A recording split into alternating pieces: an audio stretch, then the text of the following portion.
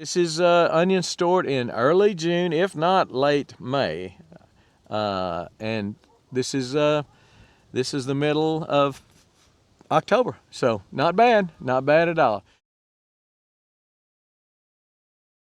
Well, I've had several people ask me about onion storage, how I store my onions. And I just checked on the ones I stored back in June, early June, and they look pretty dadgum good. Not all of them, but some of them. So let me show you how I store them. First of all, years ago, I built this just a little shed roof, probably 4 feet by 8 feet, I would imagine. I raised some rabbits in here for a while. Had some chickens here, pullets that I was raising. But I also put garlic here. This is some of my garlic from this year. And I put my onions here. This is how I store my onions. Now I could just as well do this in the barn. Probably would work better in the barn maybe, but I store the onions out here. And again, early June is when I stored them. Got some nice big onions. And not all of them are good. That one is toast.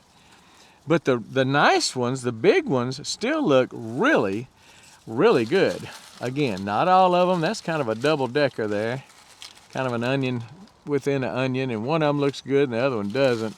That one looks good. That one is a little soft. That's not gonna make it. It's a big onion. I wish it had it, but it's soft, not any good. But a lot of them are, and they've just been out here. Again, that's a decent one under there. They've been here since, see, that one's got a little funk on the outside, a little fungus, but the onion itself is very good shape. And that's what I've seen on most of the, maybe 50%, 60% are good.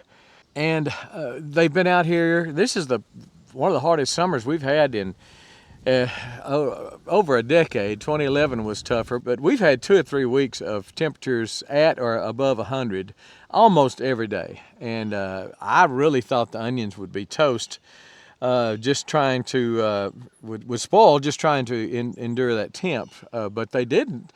And again, this is just a shed roof, and they're getting the brunt of some heat here. They're not in the sun, but they're getting definitely the brunt of any heat.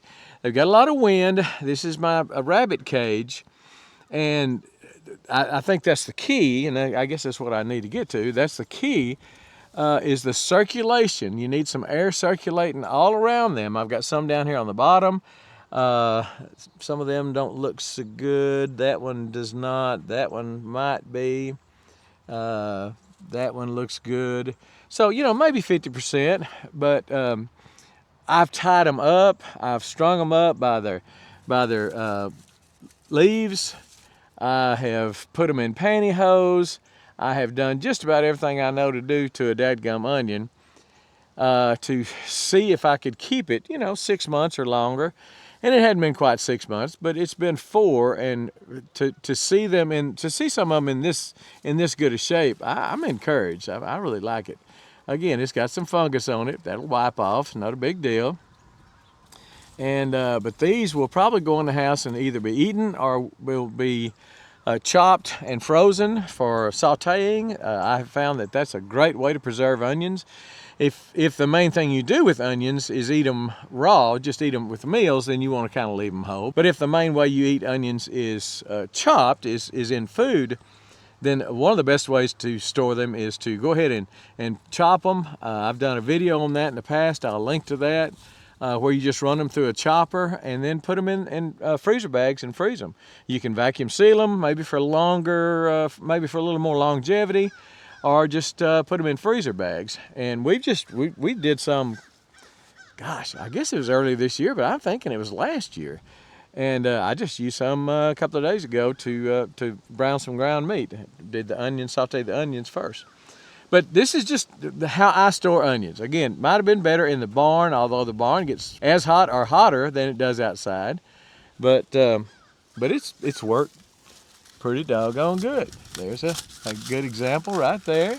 Again, got a little fungus on it, But the onion itself, you take off a couple of layers, peel off a couple of layers, that onion's just as hard as it can be. Just about. Now, you've got to cure them.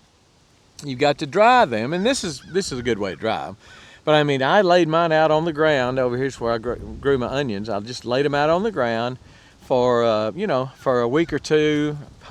Try not to let it rain on them because you want them to dry, and then put them up here. But this is such a good place with enough air circulation and such that this is a good. I probably didn't have to do that. Didn't have to lay them out there. This is a good enough place to dry them, to cure them. Because it's got such good airflow through here.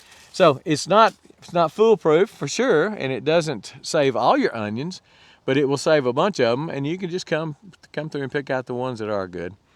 But this is onions stored in early June, if not late May, and this is the middle of October. So not bad at all. So I just thought I'd show you that. I need to come in here and get out the really good ones, take some of them inside to start eating so we can have some nice fresh onions with our meals, but also to start chopping some of them and making some more sauteable onions. But check out the video right here that I'm showing you where we chop the onions and store them in that way, because I think it's a real good way to store onions also. And I'll have a link to that chopper below the video also. I hope that helps you store some onions like you want to.